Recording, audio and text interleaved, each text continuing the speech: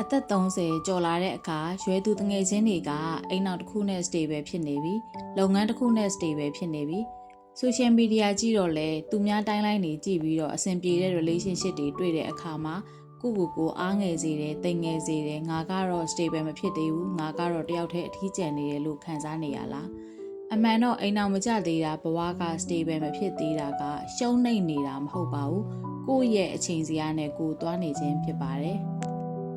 မျိုးအပါဝင်ဒီလိုမျိုးအသက်30ကျော်ခံစားနေရတဲ့အမျိုးသမီးလေးတွေအတွက်လိုက်လုပ်လို့ရမယ် self led tip လေးတွေကိုညိုကမျှဝေပေးချင်ပါတယ်။နံပါတ်1အချက်အနေနဲ့ကတော့ကိုပြန်လဲရှာဖွေခြင်းဖြစ်ပါတယ် self discovery လို့ခေါ်ပါတယ်။အသက်30အထိသူများတွေအတွက်မိသားစုအတွက်ပတ်ဝန်းကျင်အတွက်ရှင်သန်ပေးခဲ့ရတာများခဲ့ပြီ။ငါအတွက်ကောငါဘာလုပ်ပေးပြီးပြီလဲငါအတွက်ကောငါရှင်သန်နေရဲ့လားဆိုတာကိုပြန်လဲရှာဖွေဖို့အချိန်ကြပါပြီငငယ်ကဝါနာပါခဲ့တာလေးတွေစတင်လုပ်ကြည့်ပါဥပမာအနေနဲ့ရှင်စိမ်းနဲ့ရှင်ရုပ်ကလေးတွေပုံဖော်တာ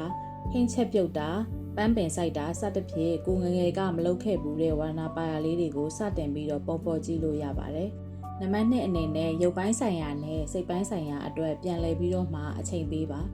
ရုပ်ပိုင်းဆိုင်ရာအတွက်တော့ကျန်းမာရေးနဲ့ညီညွတ်တဲ့အစားအသောက်တွေစားတောက်တာကိုလက်လှုပ်ရှားအားကစားတွေလုပ်တာဒါလေးတွေကလှပဖို့အတွက်တည်းမဟုတ်ပဲစိတ်ပျော်ရွှင်စေတဲ့ endorphin ဟော်မုန်းကိုထွက်စေတဲ့အတွက်ကြောင့်အထီးကျန်မှုကိုဖြေဖျောက်ပေးနိုင်ပါတယ်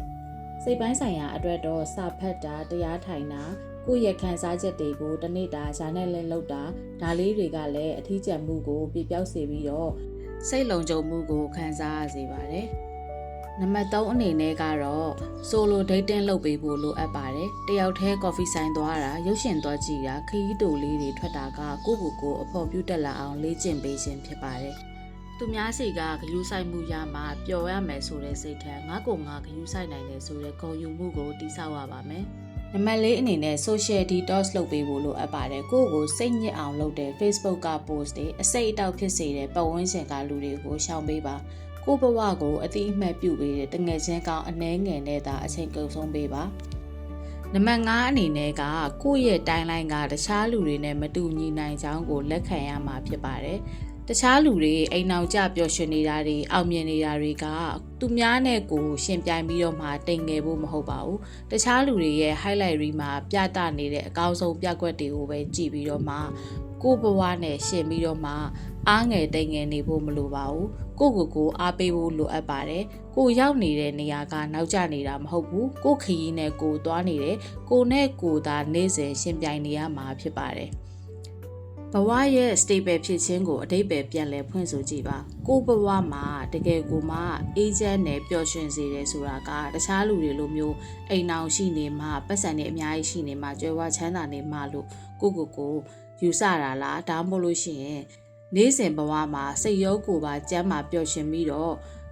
နေ့စဉ်ဝင်ငွေတစ်ခုရှိနေတယ်အလုပ်အကိုင်တစ်ခုရှိနေတယ်ကို့မှာကိုယ့်ကိုချစ်ခင်တဲ့မိတ်ဆွေအပေါင်းအသင်းတွေရှိနေတယ်ကိုဝါရဏပါရာလောက်ကင်နေရတယ်ဆိုလို့ရှိရင်လည်း